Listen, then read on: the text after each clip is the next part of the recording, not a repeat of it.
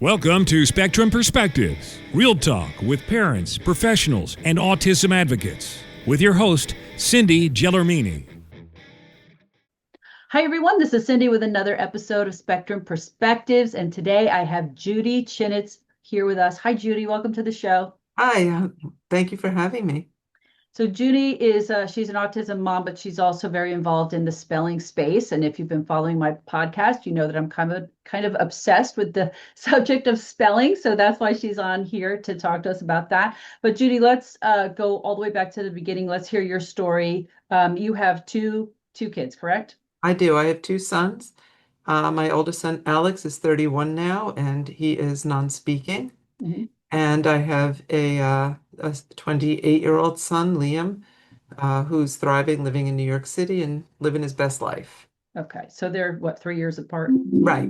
Okay. All right, good. All right. So we're going to talk about Alex today, and he was your first. So sometimes new moms don't really realize what's going on in the beginning unless they have experience.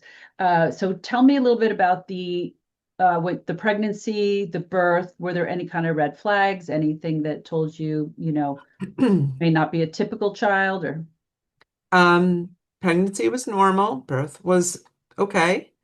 9 in his APGARs and all of that. But at 36 hours old, he developed a fever that was unexplained. The protocol for any child under 3 months of age who develops a fever, they rehospitalize them. They put them on IV antibiotics in case it's meningitis, although how he would get meningitis, I don't know. And they do a spinal tap to check. Wow. So we ended up back at Lenox Hill Hospital for 6 days with 24-hour round-the-clock antibiotics. When we got out, I was told that it was a virus of unknown origin, no bacteria. And while he hit his developmental milestones at that point on time, he vomited continually, couldn't get any solid foods into him until he was 9 months old. Had very low tone. Were you nursing? I tried to nurse. Mm-hmm. I have an issue with me being able to produce enough milk. Mm-hmm. And they told me at Lenox Hill that if I didn't stop trying to breastfeed and put him on formula, then he would end up being in the hospital for a much longer period of time because he was becoming jaundiced, etc. Mm-hmm. New mom didn't know what to do, so of course I listened to their recommendations, put him on formula. Okay. But he was vomiting it back up. Oh yeah. He Was vomited. that like as soon as he ate? Not at first. Okay. It progressively worsened Mm-hmm. to the point, and also the other thing that was a red flag, but of course I didn't know, was that he didn't sleep ever. Never slept. 2 hours a day if I was lucky. But he seemed cheerful and he seemed to be developing normally. He developed normal babble. And then at 15 months old, something happened. And I got the before and the after videos, like a lot of us do. Mm-hmm. What that thing was, I could only guess. I do believe that it was like a snowball rolling downhill. I don't think there was a single insult. I think the antibiotics for 5 days did something. I think the lack of being able to nurse did something.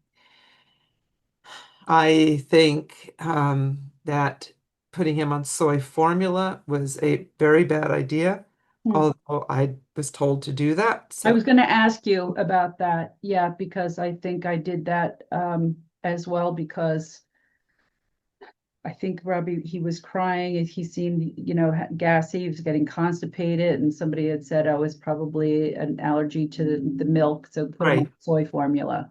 Right. And then the list just goes on. I think it was just one insult after another. But there was a very distinct change in him. We had moved to England when he was 1.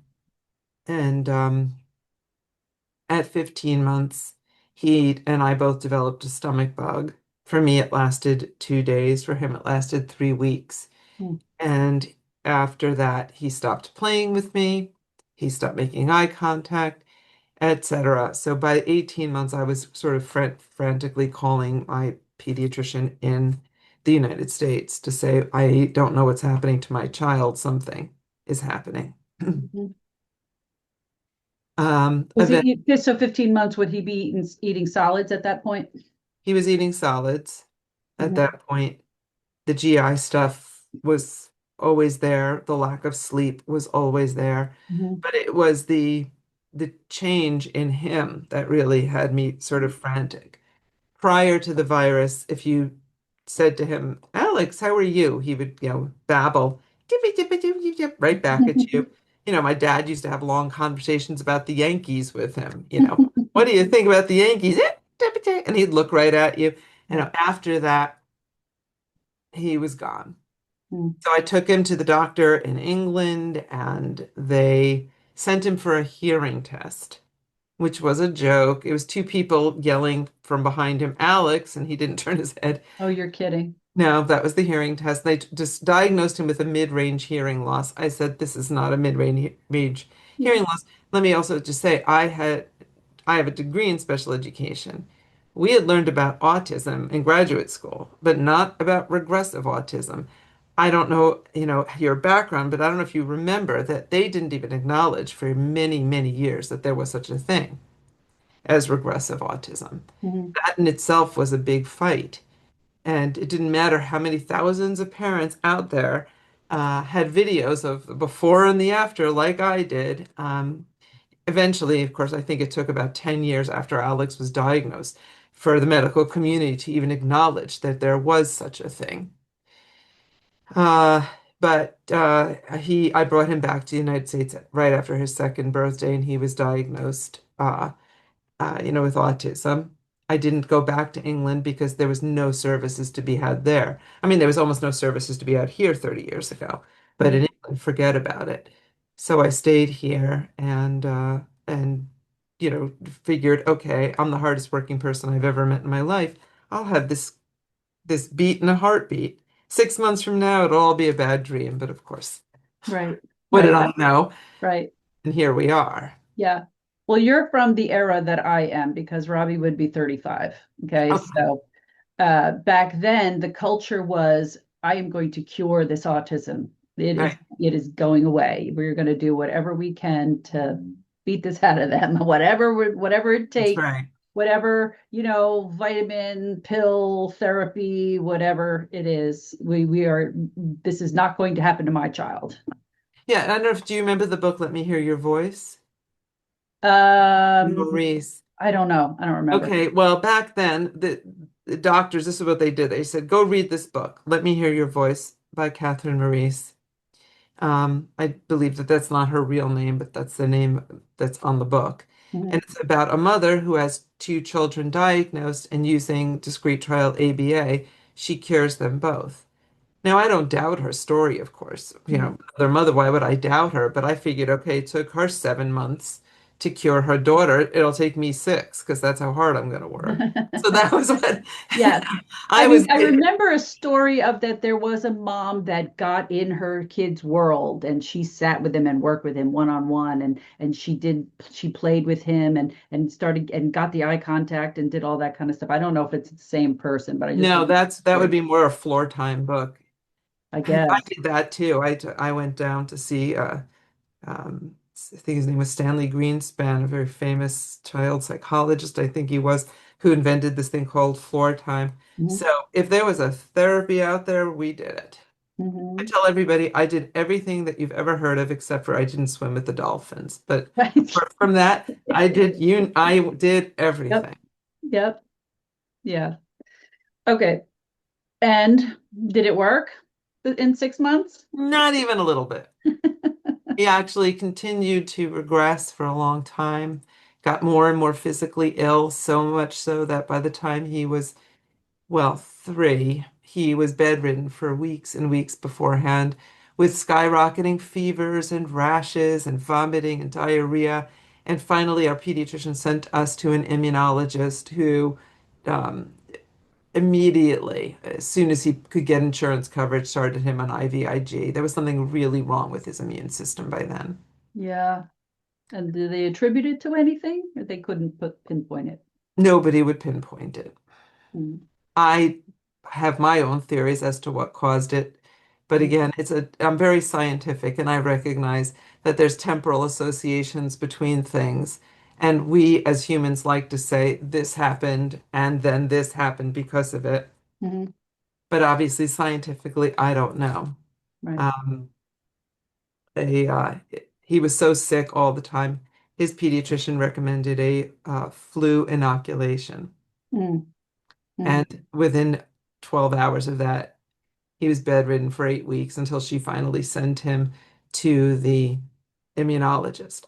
right, And that began my, you know, decades long search for medical answers. right. Did you ever give him the flu shot again? No, I did not. And again, I understand that it was a temporal association, Mhm. but it was, that was the one thing that was different. But he was already sick. He Right, really was. right. But that And didn't help. right, and he just got sicker and sicker. So we ended up on IVIG. But when he was 8, somebody agreed to do a colonoscopy. He had documented inflammatory bowel disease that I reckon he had had since infancy based Sure. upon feeding issues and all that I had. Um, and then one of my, I'm saying this with a laugh, but claims to fame is that I cured his inflammatory bowel disease with a diet. Okay.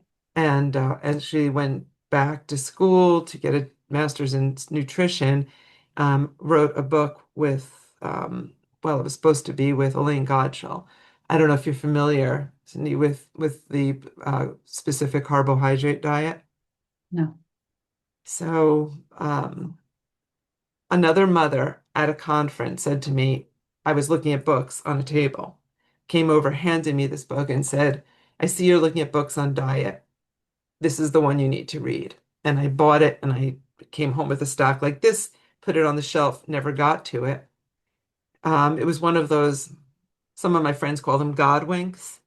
Mhm. Alex was beyond sick, and they were talking about putting a feeding tube into him. Oh, And as I was sitting at my computer, and I had just hung up with the gastroenterologist, a friend called me and said, I'm reading this book called Breaking the Vicious Cycle by Elaine Gottschall, and I think you need to read this. And I was like, she held it up, mm, and I was like, huh, I have that book. And I dug it out from my shelves, yeah. started to read it, read the first 3 chapters, walked into my kitchen, threw away every single food he could not eat anymore, had no idea what to feed him because I Mm, hadn't even finished the book. right. He got home from school and I was like, this is it. We're doing this friggin' diet. Uh, and within 6 months, he had the first normal bowel movements he ever had, and he stopped vomiting immediately as soon as I put him on the diet, the Right. vomiting stopped. Right. Now, Elaine became like my second mother, the author of this, and she used to call me her adopted daughter. And she and I decided one day at one of the medical conferences we'd write a book together. But unfortunately, literally several weeks later, she was diagnosed with cancer. Oh, And she passed away not long after. It was a very short time from did you diagnosis. meet her? I had met her. I had met her. I actually had gotten her a speaking engagement. I don't know if you guys remember people listening to this, Dan, the Defeat Autism Now movement that was out of the Autism Research Institute. Was very friendly with Bernie Rimland and Sid Baker and all those doctors. I worked with Sid Baker for many years. And they brought Elaine in to give a speech at the Dan conference. Okay. And so she was at that And this 2003. was after you read the book? This was after I read the book. Hmm. I got her that speaking engagement. Oh, right. Yeah. Okay. And she was there for 2003, 2004, but 2005 is when she passed away. Oh, Um, so we were actually at a conference, the winter conference, where she spoke. And then in the fall, she had passed away a few months later. But I took whatever notes she had given me and I put them in the book. And I ended up publishing that book oh, called We Band of Mothers, um, Autism, My Son, and the Specific Carbohydrate Diet. And so it's done a lot of good over the years. Even now, I get emails from people around the world, like I read your book and convinced me to try this diet, and I can't believe the difference in my child. Right. So I became an enormous fan of using dietary interventions because they really can make a world of difference. Sure. But unfortunately, in Alex's case, yes, it cured his inflammatory bowel disease, but the immune issues were still a big factor. And then, like so many of my students, when the boys especially, but the girls too, hit that mid to late teenage years, the secondary comorbidities start. So Like the what? Seizures? well, That's what seizures, happened with us when Robbie turned 17. He had that's seizures. right. Hmm. Seizures. Yep. I can't even tell you how many of my students have seizures. Yeah. Um, Extreme OCD and anxiety, um, that progressively worsens, and in a lot of them, unexplained, for the lack of a better word, I hate the word, but lack of a better word, meltdowns, Hmm. not caused by any external factor, but something internal, causes, these bouts of extreme agitation and aggression and self-injurious behaviors. Yeah. Let's back up a little bit. So when he was 3, you had your other son, Right. and you were going through all these health issues with him, and then you have another baby. What was their relationship like? Actually, I'm glad you asked that. Just this past weekend, Alex wrote a blog post about his brother entitled Liam. And what he says, and he really caught me off guard with it. He said basically, because Liam has barreled his way into my autistic fog, he made me normal. Hmm. He held my hand, which is true, dragged me around the house, and always treated me exactly like he would a big brother, except for his big brother happened to not be able to speak with his mouth. Now, of course, this was years before Alex could type. So he had no means of communication, but it never bothered Liam. Liam would, as I have pictures of him at 2 years old, hauling his big brother around the house, telling me that the brothers want ice cream. He used to call themselves, they were the brothers. Oh, The cute. brothers, the brothers wanted this, and the brothers wanted to do that, and the brothers wanted to go to the park, and the brothers wanted this, and dragged him around. And as Alex writes on the blog, Halloween. The brothers want to be Buzz Lightyear and Woody. The brothers want to be, we both want to be Superman. The brothers want to be King Arthur and Sir Lancelot. And there they are, the two of them, and Alex is being dragged around. So from the earliest days, Liam's first word actually was Aya, which was Alex, Hmm. not mommy, not, Aya. And they have been, I don't think you could ever find two siblings that are as close as my two sons. Hmm. And that lasted till to this day. Hmm. Cute. So, Cute. Um, because I too have a younger son, younger than Robbie. But he was 10, wait, let me think, how old is he? No, 10 years younger than my girls, 5 years younger than Robbie. But he was afraid of Robbie. It was different. Um, so my girls were like little mommies to them, but that's right. why I was curious to know how it was, because the banging, the yelling, the behaviors, could be scary to a little one. Um, It and was Robbie used to go, if David was sitting on the couch watching TV, Robbie would run out and he'd grab him and he'd pull him on the floor. And I told him he wants you to wrestle with him because he wanted the pressure, so I would just tell him right. you have to, squeeze him and wrestle. That's his way, but that's his way of interacting with him, although it was kind of rough, and it wasn't really what David wanted to do, but he, he did it because he had no choice. But it's different now. Now David is a special ed teacher, so.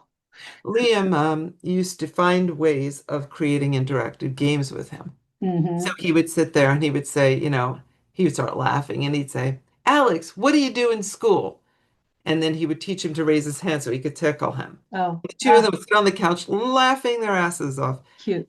But the end of my story actually I think is important for people to hear, Mm-hmm. okay? Which was that Alex had horrific, every so often, meltdowns. Sometimes he'd go a month without any. Sometimes he would have 8 in a day. I could not get to the bottom of it. I finally demanded an antipsychotic medication from the doctors. They don't really want to do that. But within 24 hours, these stopped. So for 2 years, and that's when I taught him to type. 2 years, we had nothing. We had the most amazing, everything was wonderful. Romping through the land of the fairies and the unicorns with the sun always shined. Everything was great. And then, and then the worst thing happened. I shouldn't say the worst. You've experienced the worst. Let's say the second worst, which was that Alex developed, in the course of a few months, a mysterious illness that went undiagnosed for 5 years. I almost lost him. Um, and the illness was he essentially went insane. There's no other word for it. I don't have a better word. He went completely and totally insane to the point where I had to lock him in his bedroom like a raging wild animal, 24 hours a day, 7 days a week, screaming endlessly, punching holes in the walls, just absolutely insane. And life was a hell that I cannot even describe to people. There's no way anybody who has not experienced what we experienced can possibly understand what this was like. Mm-hmm. 5 years, I took him to 55 private physicians. He was hospitalized innumerable times. In the middle of it, he developed full grand mal seizures at 29 years old. Okay. And I kept noticing whenever he would have a seizure, I'm the only mother in the world who loved seizures because every time he had a seizure, he would have 4 or 5 days afterwards where Yeah, he'd breathe, be calm normal down. again. Yeah. And then it would ramp Was he up. violent toward you? Violent is doesn't begin to describe it. Mm-hmm. Okay. It was my whole my Liam and I were falling apart. My it was indescribable. No vacations, no weekends, no sleep, screaming, screaming, screaming. I'm going to make a long story short. He stopped eating last summer. It had happened before that he would stop eating. One time he even stopped drinking, and then he had the first seizure. And nobody was helping us. Nobody. Okay. I was getting ridiculous diagnoses, sent for ridiculous treatments that did nothing. And I put out a call to the maternal network because he didn't eat for 5 weeks, wouldn't touch food.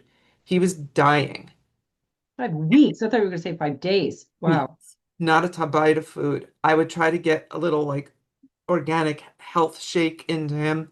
Some days I could get 300 calories into him. Other days I could get nothing. And I put out him a call to the maternal network saying, I'm losing him. I was in 3 emergency rooms begging people for help. They would give him useless drugs that did nothing and send me home. One of my friends called a friend who called a friend, and I ended up at 10 o'clock at night getting a phone call from somebody I didn't know who was friends with a friend. And she said, I spoke to my friend, Dr. Lee Wachtel at Kennedy Krieger. She says, your son has excited catatonia. Bring him to the emergency room now. Go to Long Island Jewish Hospital. Ask for my friend, Dr. Sangani. Go now. He's dying. And I had never heard of excited catatonia. I'd heard of catatonia. I'd even seen catatonia. But there's another kind of catatonia, and people don't know it. Nobody knew it. Nobody recognized it. It's in, by the way, the purview of psychiatry. And I had gone to 5 different psychiatrists, and they did not recognize it. You know why? You do know why. Because when you bring a kid in who has an autism diagnosis, and you say, my kid's crazy, they go, well, he's got autism. Mm-hmm. I said, but you don't understand. He didn't used to be like this. Okay? He used to be sitting on a couch for 6 hours doing chemistry. Okay, now he's a screaming, raving lunatic who's dropped 25 pounds in 5 weeks because he won't eat. And they say, well, he's got autism. And I did. I put him in the car. I drove him down to the emergency room at Long Island Jewish Hospital. He had to be put into a medically induced coma for 3 weeks because he was uncontrollable. And we started electroconvulsive therapy, which is the treatment. Okay, and as of today, thanks to these moms, I mean, I get really emotional talking about this, and I'll tell you why in a moment. Thanks to these moms, not only is his life saved, but he's just about to finish his freshman year of college. All right, we're fulfilling all of his life dreams now. He had his bar mitzvah this past year, stood in front of the congregation reading from the Torah through typing, of course. Mhm. He's majoring in math. He's currently taking Calc 2 and linear algebra, and and all because moms helped me. Nobody helped me. Moms helped me. And bless Lee Wachtel, sight unseen, she recognized what was wrong with him. And the weird thing about it, Cindy, is that I had a student here. The founder and owner of Mount to Hand Learning Center here in Mount Kisco in New York. And we teach, spelling here, typing. I'm sure we'll talk about that. But one of my students, when I first met her, I said to the mother, I don't know what's wrong with my kid, but it's whatever's wrong with him is wrong with your daughter. Hmm. Turned out I was right. Hmm. She also had excited catatonia, had gone years without being diagnosed. Not as severe as Alex, but quite severe. Mhm. I have a friend in Pennsylvania, told her about it. Her son got diagnosed. Got a phone call from another mother. Her son was diagnosed. So, since I ever heard of this thing a year ago, I now have 4 non-speakers who have also been diagnosed with it. Wow. So, That's why I do this, because I learned from all the moms that I have on here. I've never heard of this too, and I'm hoping this is going to help somebody. right, whoever is listening to this, if you Mhm. have a kid who is out of control 24/7, if you've ever seen them refuse to eat, that's called negativism, and it's a hallmark trait of catatonia. Hmm. And when catatonia goes untreated, it is fatal because it will turn into something called malignant catatonia. Then they refuse to eat. Then they refuse to drink. As I said, we had that happen Mhm. once, and then they die. Is there something that triggers it? Nobody knows. They don't know. It doesn't come in isolation. It comes with various mental illnesses, so it's somehow associated. It's known to happen in schizophrenics, for example. And how old was he when this started? When the catatonia started, Yeah, in his he 20s? was in his 20s. Okay. And it's a lifelong condition, but it's Did he have a completely seizure controlled. first before it? He had started the seizures right in the middle of it. Okay. Yeah, because I'm wondering if something's misfiring in the brain that's causing that and the seizures kind of around the same time. Um, at least one of the young lady who is at Mouth to Hand also had grand mal seizures before the catatonia. Alex had it after. I don't think it's related because I really believe that somewhere between 30 and 50% of our students here, and we have over 100, have seizures, Mhm. and they're not catatonic. So, Right. right. But do I, the thing about it, of course, is that electroconvulsive therapy is the medical induction, inducing a seizure. Mhm. And of course, I really gave everybody every piece of information they needed to diagnose him because even there, I was telling the doctors when he has a seizure, he gets normal for a few days. Right. And so, the ECT, which I know many people are afraid of, it sounds so scary, but it's really not scary. And it is life-changing. All of these children, well, young people, Mhm. it is life-saving for them. Wow. You really just have to have a specialist that knows. You do. But again, it was the maternal network ultimately when you think about it. Right. But you never know who might be listening to this who's like, my God, I have a friend who's going through that right now. Yeah. Yeah. Wow. Um, okay. So backing up again, where did he go to school? He was always in programs for the profoundly cognitively impaired. Okay. So they were not presuming competence. No. And I'm assuming they were doing ABA. Yeah, he was in a pure ABA's, discrete trial school for, I always like to differentiate because ABA is much more than just discrete trials, but for 8 years. And then I pulled him out because I had had enough of the failure. And I tried 4 or 5 other programs, but each one of them was worse than the next. Did he speak at all?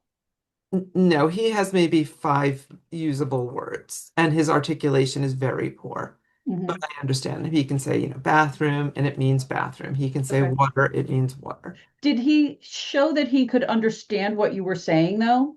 Yes, that was always one of the most mysterious things about him that I couldn't understand. Mhm. He seemed to understand an awful lot, and I used to actually say, and I'm quoting myself, I don't understand how he can understand so much and yet be able to speak so little. Didn't understand. Mhm. And the other thing is he would do some awfully smart things that I couldn't reconcile with a person with a 40 IQ. Mhm. Things that were hilarious and tricky and had a wicked sense of humor. Mhm. Now, one of the stories I tell is, he was on the specific carbohydrate diet for I don't even know how many years. So he couldn't have processed grains. He couldn't have any grains. I used to keep one, what I thought was secret, package of Oreos for Liam. And I kept it hidden I thought, in the Mhm. closet over the oven. Mhm. One day Liam asked for one. I pulled it out. Every Oreo had been opened and the cream taken out and put Wow. back neatly together and stacked up in the sleeves so that if you looked at it, you couldn't even tell. Mhm. And I thought, now, if you've done that, that means A, you had to do it when I wasn't in the room. So you Right. knew you had theory of mind. Mhm. You know what I mean? Yep. Like if you knew what I would be thinking and you Mhm. figured out how to get around that. Right. Takes great intelligence. Mhm. And I have a million of those stories that mystified me. Mhm.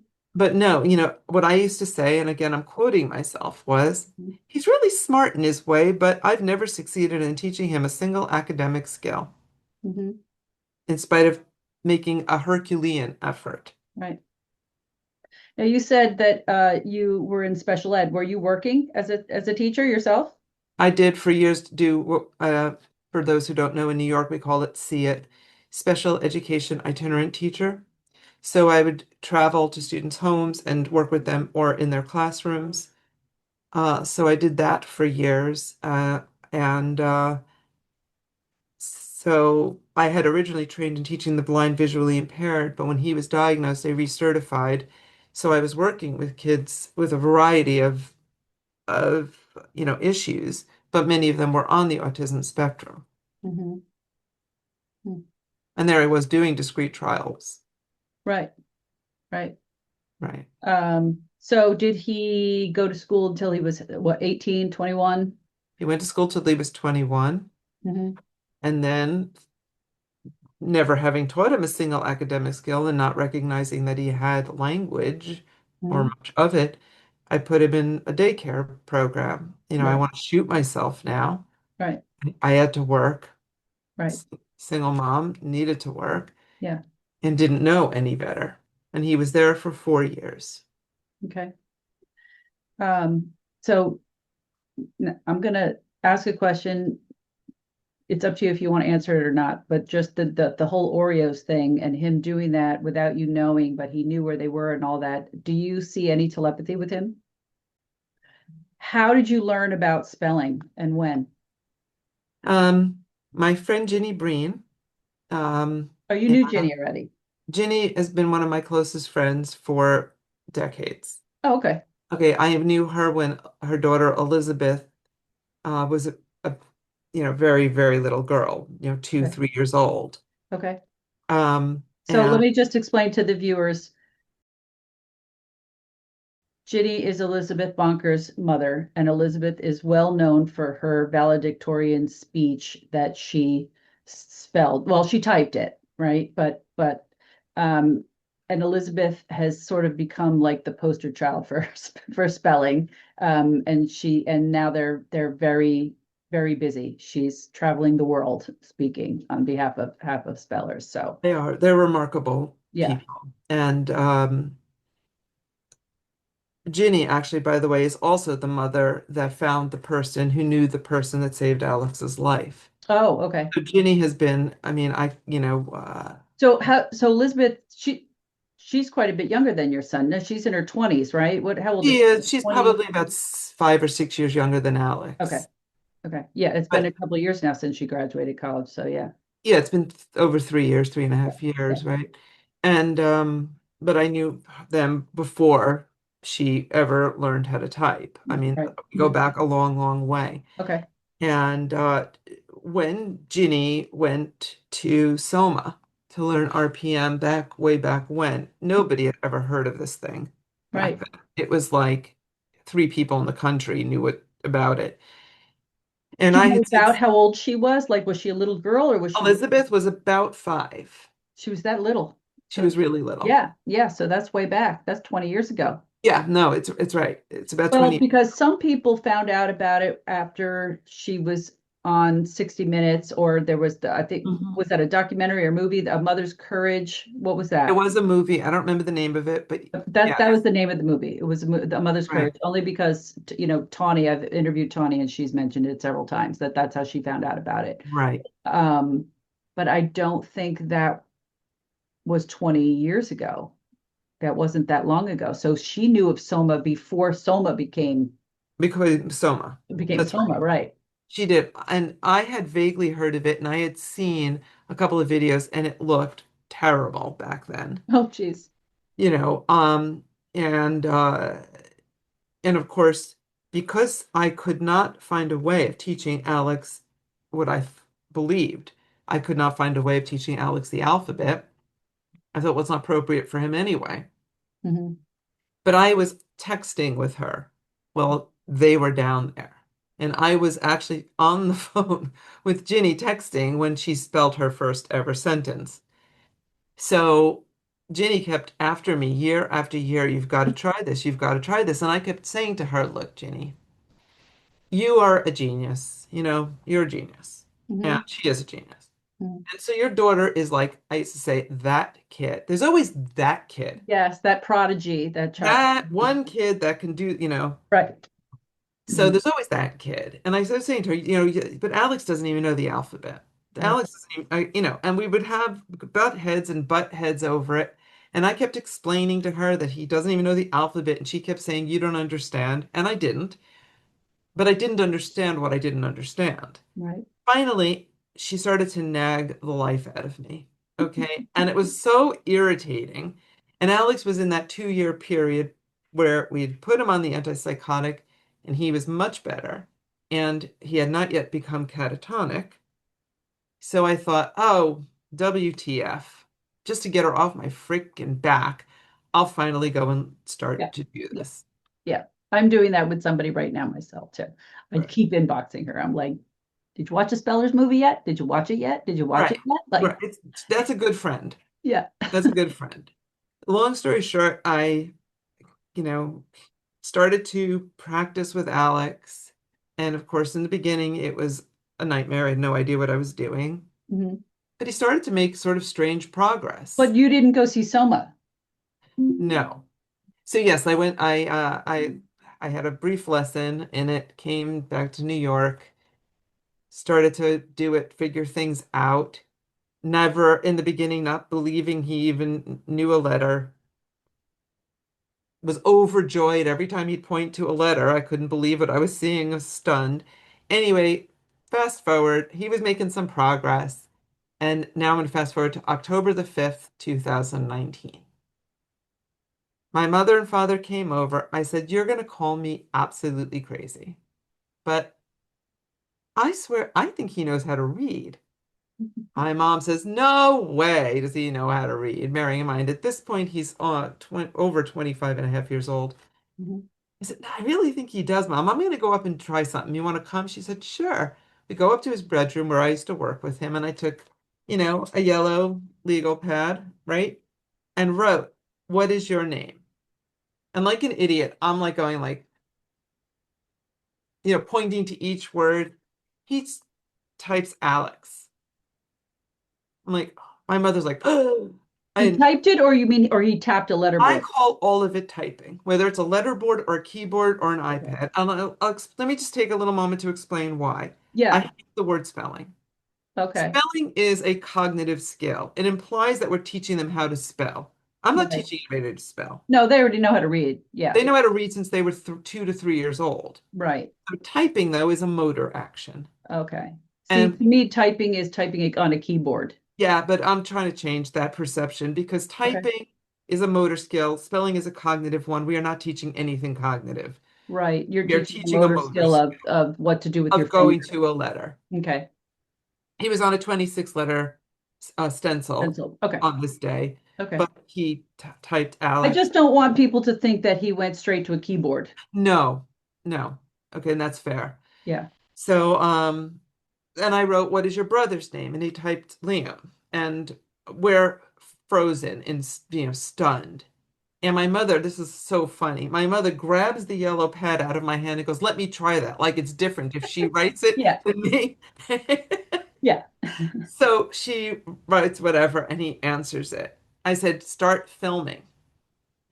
So I wrote, "Who was the first president of the United States?" And to my absolute shock, he spells Washington. Okay, I go, And "Get here you think he knows Dad." nothing. I remember I'm going from he doesn't know the alphabet to he just Right. typed Washington. I go, Yeah. "Dad." So my mom runs down the steps, brings my father up. I'm so glad we got this on film. I love Yeah. to show this film to people. You Yeah. can see the moment where everything, the whole world changed for Yeah. me. Yeah. Okay, I start writing things like what happened on July 4th, 1776. He spells Declaration of Independence. I cannot freaking believe what I'm seeing. Those are long words. Okay, and then I look at my mother. You see it on the film. I look up, I go, "This is way too hard for him." She goes, "Okay." And I wrote on the piece of paper, "What celestial body has infinite gravity?" And he spells, and you see it, black hole. And then you see my face. And I'm like, I'm kind of laughing, but you can see that I'm shaking. Turned off the camera. We walked out of the room. I looked at him and I said, "I don't understand. You know how to read." He bursts out laughing and types, this is his first sentence, "Know how to." And within 3 weeks, he told me flat out, "Take me out of daycare." And I said to him, "I will do that as soon as I find somebody to be with you." I found a young man to start teaching him. I found that he wants to go to college. I said, "We'll start to work on that." And So hold on now, let's back up here. He was in special ed, right, for kids with severely cognitive delay, correct. right? They were not teaching him No, about black holes and the Declaration of Independence. Okay, so no. not only did he know how to read, how did he know all of that stuff? It's another great question. What I find with all of them is that they have self-educated to a remarkable degree. They have, this is my opinion, my observation, this is not science, what I'm about to say. I have noticed that there's 5 things that all of the non-speakers have in common. Okay, one is body-wide dyspraxia that prohibits them from effectively communicating with their mouths. Number 2, they have above average intelligence, some to the genius level. 3, they have incredible memories, some photographic.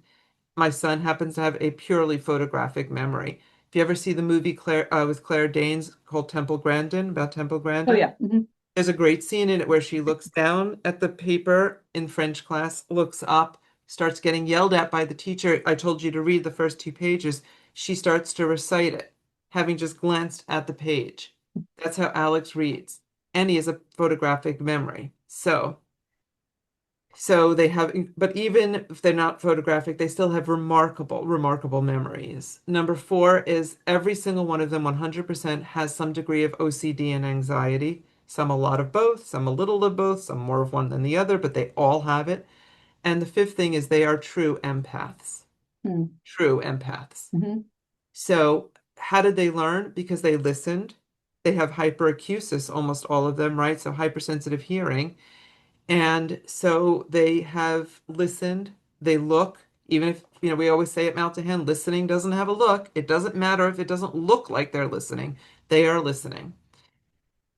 I was very fortunate in a way because I used to joke around and say, if I could just average my two sons, Alex never says anything and Liam never shuts up. So we used to say, when Liam was little, we would say, he took a deep breath when he was 2 and never shut up. So I would pick him up from school every afternoon and we'd sit down and he'd have a snack and I'd have a cup of coffee and he would proceed to tell me everything he learned that day in Wow. detail. And of course, Alex would be sitting on the couch. Unusual for boys to be so talkative. Liam was a real yacker Mm-hmm. and Alex would sit and listen. And so he listened. Oh, so he listened to everything he learned. He learned. He also apparently used to go into Liam's room and look at the stuff that was on his desk. So what I found was what I find with actually most of them, but Alex to an exceptional degree, most of them are pretty solid in things like civics. Like they know how the United States government works. They know the three branches of the government. They know stuff like that. They know George Washington. They know basic American history. Okay, things like that they seem to know. What they don't know is more detailed stuff. Like, for example, they don't tend to know a lot about Native American cultures, things that they wouldn't have perhaps had as much exposure to. But parents put on the news and they're hearing about, the House of Representatives voted and we're waiting for the Senate. So this is stuff that they've picked up. Okay, so anyway, so my dad is a literal rocket scientist. I don't mean that figuratively. I mean, Oh, he's a wow. rocket scientist. Mhm. I come from a family of highly intelligent people. We had a lot of culture in the house. One of the very earliest things I said to Alex, was 2 days after the black hole story. I said, "Do you know things like," and he's still not fluidly typing yet, but do you know who wrote dum dum dum dum dum dum dum dum? And he spells Beethoven. I hold up my cell phone with, a picture of let's say the Mona Lisa on it. Do you know who painted this? I'm asking him questions. I'm trying to assess, like, what the hell does this kid know? So he had self-educated to a remarkable degree. Obviously, he knew what a variable was. That's another funny story, by the way, my math story. I mean, the day that I learned that Alex is actually a savant in what's called lightning calculator. So if you say to him, what is the square root of 693,323, he can tell you right away. Wow. But I didn't know he even knew what a number was. Yeah. That morning, I had been doing a math lesson with him. I had little plastic boats, and I would literally say, and if one man is getting into the boat and the next man gets in the boat, how many men are in the boat? And I take his finger and we go, one, two men in the boat. Oh, boy. And that afternoon, I had done a lesson with him and he had done something math wise, and I was kind of like 1 + 1 equivalent. Mhm. I said to my father, I think he knows what addition is. He's like, no way. Anyway, by the time I finished assessing the math, we found that he knew if you did 5 plus x equals 10, he knew how to solve for the x. So he had an idea what the variable was. But I hired a math tutor. Mhm. Came to the house. This is all pre-COVID. Came to the house, taught Alex Algebra 1, Algebra 2, trigonometry, geometry, pre-calc in 6 months. And Okay, you go now from he's a there. math major, Yeah. doing linear algebra, and he's doing Calc 2 now. Wow. So nobody was more shocked on the whole planet than me. Yeah. Tell people it was like I had my whole perception of what my world was, my life was.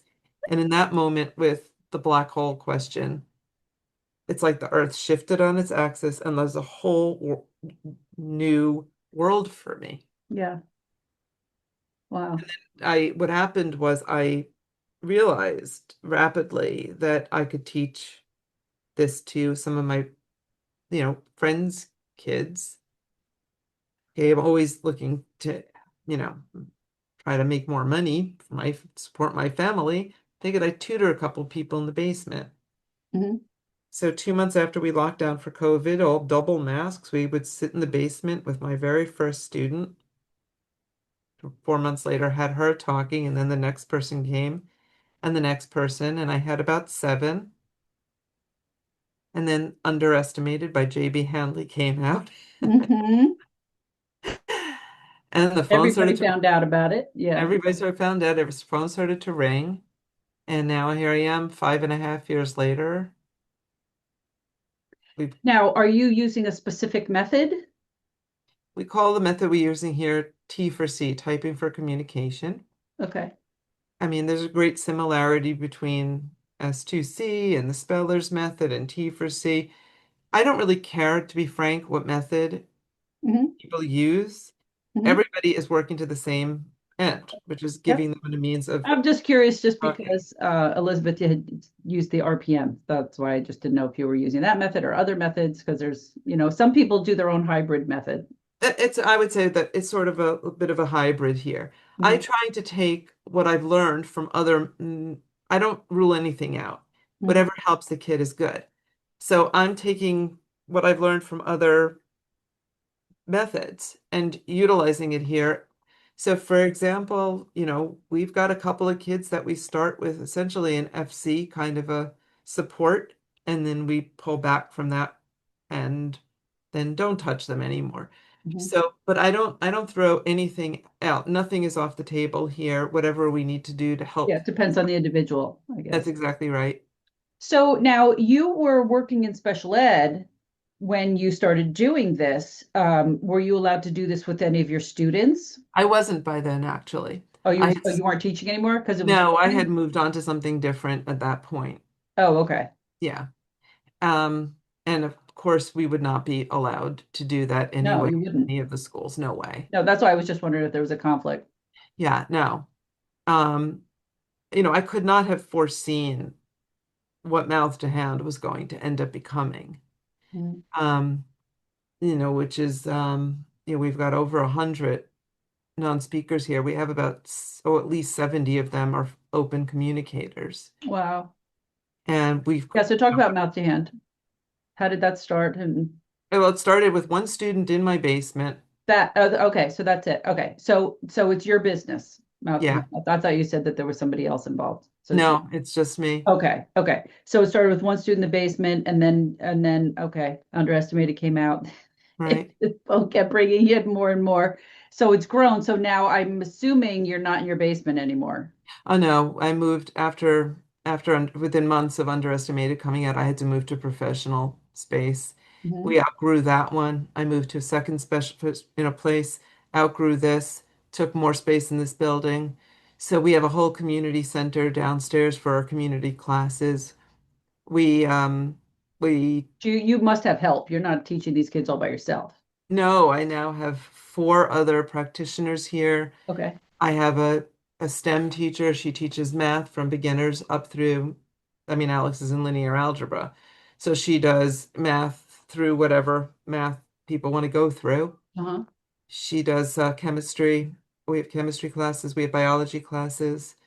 I teach all the liberal arts. I tell my parents I'm finally not using my special ed degree, not even an iota. I'm using that useless undergraduate English major degree that you paid for all those years ago.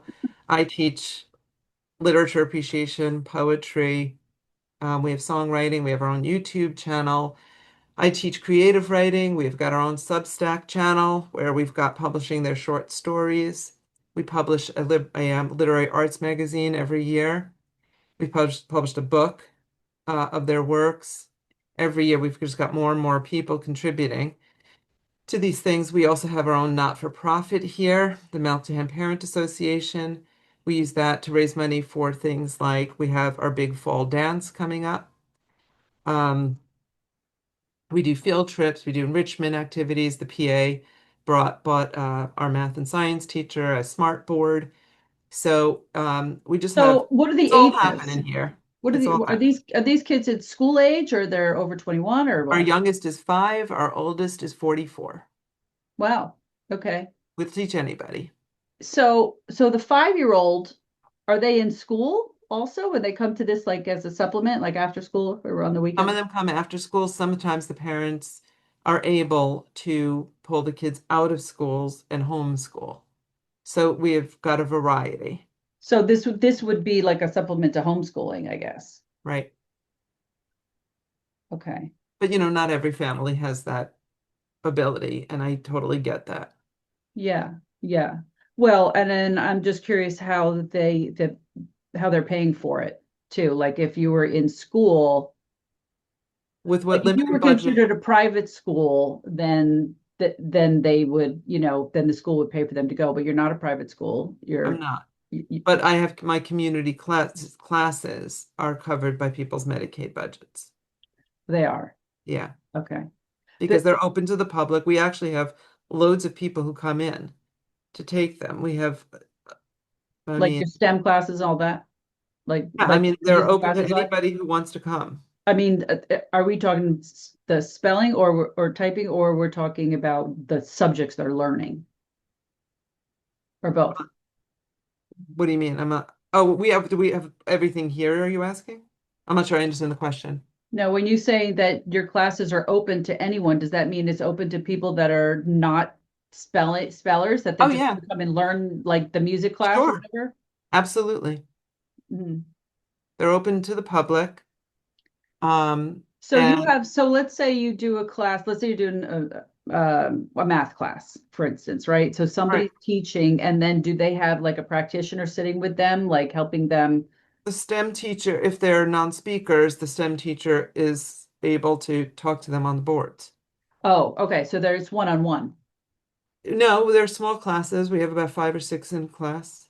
Okay. Well, just because this is a new concept. I'm not used to this. This is, Yeah. I'm always just talking to parents that are, their kids go to spelling once a week and the parents are trying to do it with them at home and that's it. I've never talked to Ah, anybody that incorporates all this learning as well, well and has a that's whole center. math to hand. About 2 months ago, somebody asked me, do we have a mission statement? And I thought it's funny, actually we don't. Let me think about that. And I put a mission statement up just a few weeks ago up on our website. Mhm. Basically, I'm not quoting myself, I don't have it memorized, but the mission is very simple. It's to give our non-speakers the tools to be able to make choices in life. When you think about it, okay, when you have a child with a severe disability, we take away all their choices. You will go to this school, you will come home, you will do this. When you are 21, you will go to this daycare program and you will go to this group home, and that will be your life for the rest of your life. And it doesn't matter if you hate it, it doesn't matter what you think. We will make choices for you. Well, I realize, indeed, that that's not good enough for my son. Okay, my son is literally a genius. I mean, I had to have his IQ tested to get accommodations to take the high school equivalency exam. So I know what his IQ is. And what he says to me all the time is he wants his life to mean something. He wants to contribute something. And I thought, well, if it's not good enough for him, it's not good enough for my students, it's not good enough for them.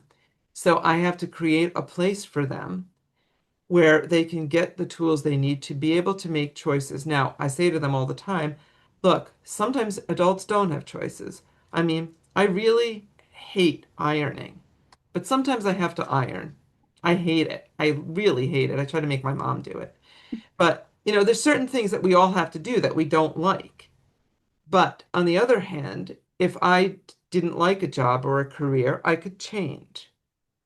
Okay, and I did multiple times in my life. I mean, I started on friggin' Wall Street. I mean, I was talking about misfits. So we can make choices. And if we enjoy literature, we can go to join a book club. We can make a choice. I wanted to give them the opportunity to make choices. And I'm not even close to done. I'm a very big picture person, ideas. I have great ideas, and then I slowly inch my way towards making these things happen we're using their Medicaid budgets to create community classes for them so that they can be taken out of daycare programs. And they love to learn. They were denied that their whole lives. Mm-hmm. So, what do you want to learn? I'm trying to make that a reality. Like, I don't have everything fixed yet, but it's a work in progress. Mm-hmm. For 5.5 years, we haven't done so badly. Um, so I'm trying to give them the education that they missed out on. I'm trying to give them opportunities for social engagement, to have friends, to play games, to do all the kinds of things that they never had. Mm-hmm. For many of them, it's as simple as I actually got to invite my friends to my birthday party. Think about it. Half of them never even had birthday parties, or they had grandma and grandpa come over and that was it. Right. And mom usually is in the corner crying somewhere, right? That was how most of Alex's birthdays were spent, right? So to have meaningful relationships. Um, so that's what Mouth to Hand is. It was basically a gift to Alex because I realized one day, not long after that October 5th, 2019, it suddenly struck me what I had done to him. 21 years being treated as though he were profoundly cognitively affected. Over and over, touch your nose, touch your nose, touch your nose, right? Clap your hands, point to the A, etc. Mm-hmm. And then 4 years in daycare, which I can't even hardly describe it. I mean, it's so unbelievably depressing. When I would walk in and he'd just be sitting there staring out the window, just, Mm-hmm. It was terrible. And I had done that to him. Not, of course, inadvertently. I mean, there's nothing I wouldn't do for him in case you guys didn't figure that out. But how do I make it up to him? And I said to him, tell me the things that are important to you. What do you want to do? I want to have friends. I want to learn. I want to go to college. I want to eventually have a job and I can contribute something. I want to feel that I'm contributing something. His biggest fear is that, quote, I won't live up to my potential. Mm-hmm. I have to figure this out for him. I want to have a bar mitzvah. He remembered every detail of my younger son's bar mitzvah, made me replicate everything for him. Mm-hmm. It was one of the most remarkable days of anybody here's life. I mean,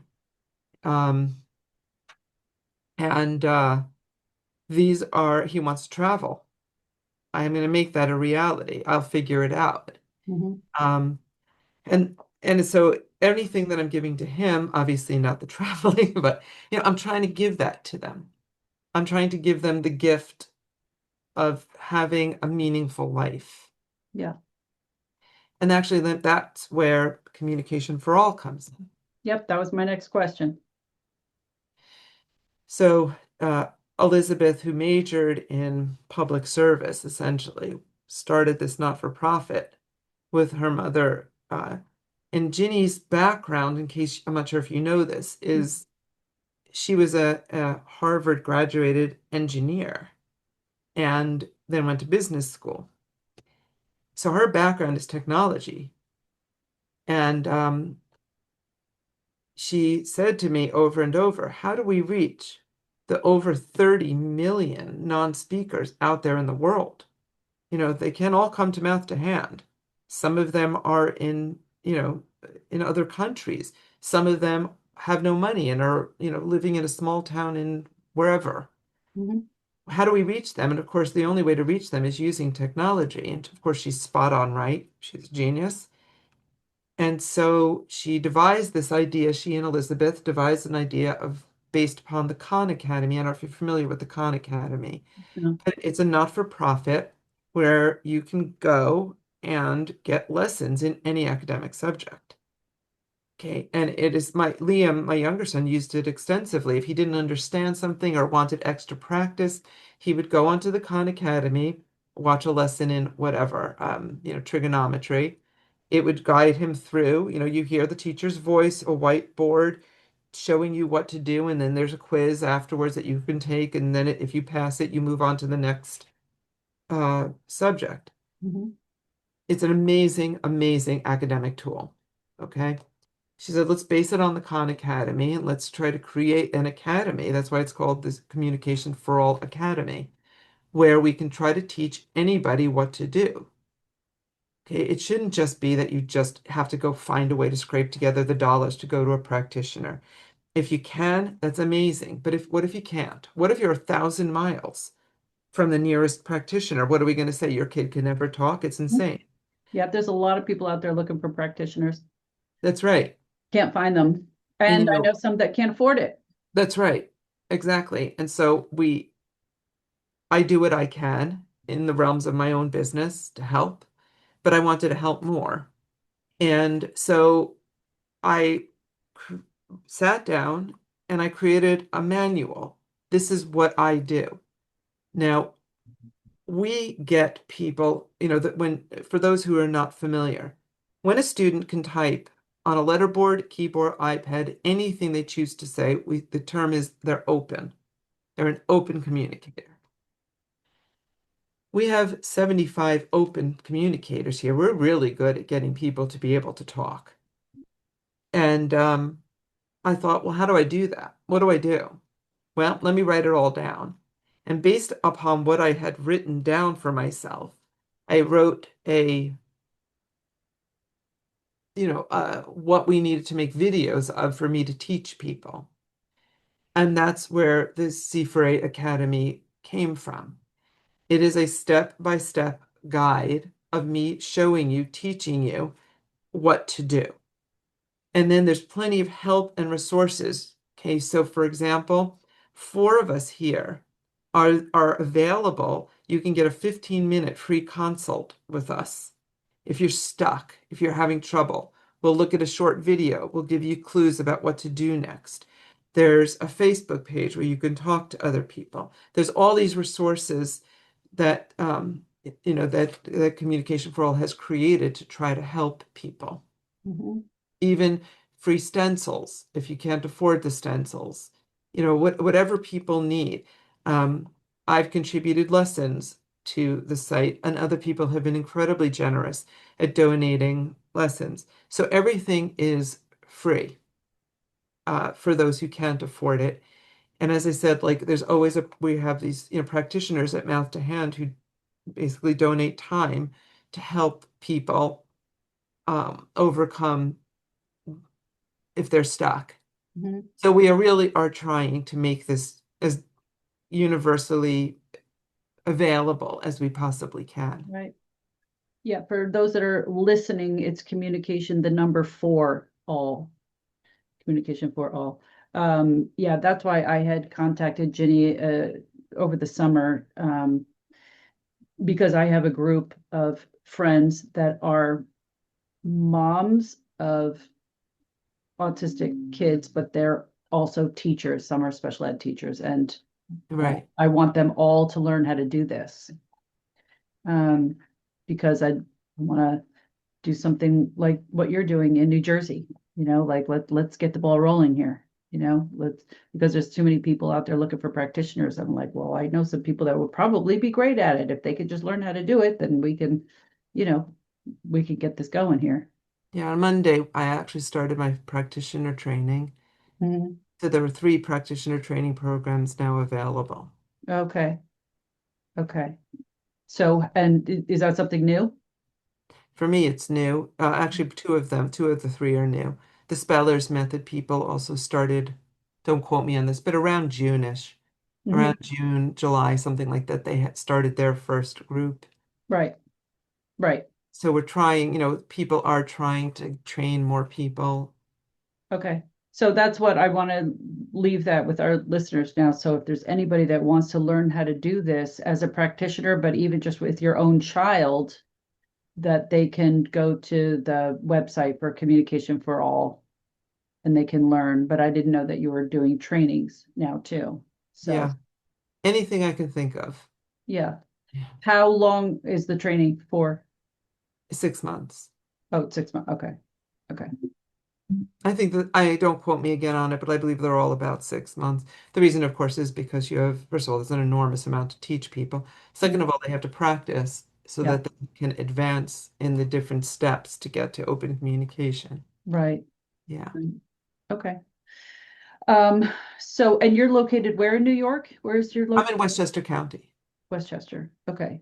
So if anyone is out there that wants to have their loved one, I say kids, even if they're 27 years old, they're kids, because as a mom, it's still your kid, right? If I they was want thank you. their kids to come to Mouth to Hand, how can they contact you and how can they reach you? They can write to info@mouth2handlearning.com. They can also, everything is on our website, it's mouth2handlearning.com is the Okay. But website. it's not the number two, it's It's TO. written out. Mhm. Okay. Mouth to hand learning.com. Right. Okay. Terrific. Anything else we want to add? Not for me. I'm good. You good? You Okay. got any last questions? I'd be more than happy to answer. All right, Judy, thank you so much for being here today. We learned a lot from you. And I'm happy to I'm very happy to hear what you're doing and how many people that you're helping out there. You could help change the world. Yeah, it's never enough, but I'm trying I to know. expand and trying to do my part and trying to reach as many people as we can. But look at what you've done in just a few years, you It's know? a lot. Yeah, a lot. So it's wonderful. All right. Thanks for being here. Thank you so much for having me. Okay. Bye-bye. Bye. That's it for today's episode. I hope you enjoyed it and it helped you gain a new perspective. If so, be sure to hit the like button and follow this channel to hear or see future episodes. Please visit our website at robbiesworldbook.com where you'll learn more about Robbie's World Foundation. We do retreats for moms and events for families. You'll learn more about our book series, Robbie's World and His Spectrum of Adventures, which was featured on the Today Show for World Autism Awareness Day. The series has 12 stories about a little penguin with autism based on the life of my son Robbie when he was a little boy. Kids of all ages and abilities love to read the rhyming stories. Meanwhile, they'll be learning things about autism like stimming and eloping. If you'd like to actually see videos of Robbie and get to know him, visit our YouTube page, Robbie's World, and scroll all the way back to the beginning, and you'll see videos of him and you'll see how this all got started. Thank you for joining us today. Be sure to join us again on our next episode of Spectrum Perspectives.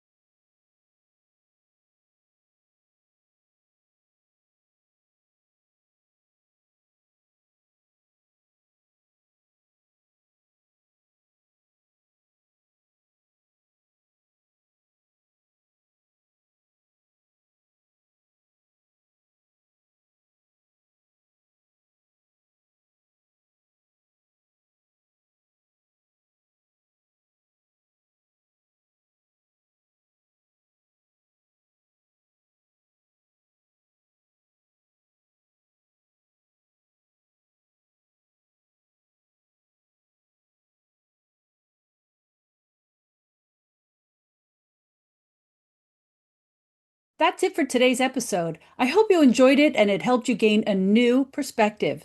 If so, be sure to hit the like button and follow this channel to hear or see future episodes. Please visit our website at robbiesworldbook.com, where you'll learn more about Robbie's World Foundation. We do retreats for moms and events for families. You'll learn more about our book series, Robbie's World and His Spectrum of Adventures, which was featured on the Today Show for World Autism Awareness Day. The series has 12 stories about a little penguin with autism based on the life of my son Robbie when he was a little boy. Kids of all ages and abilities love to read the rhyming stories. Meanwhile, they'll be learning things about autism like stimming and eloping. If you'd like to actually see videos of Robbie and get to know him, visit our YouTube page, Robbie's World, and scroll all the way back to the beginning, and you'll see videos of him, and you'll see how this all got started. Thank you for joining us today. Be sure to join us again on our next episode of Spectrum Perspectives.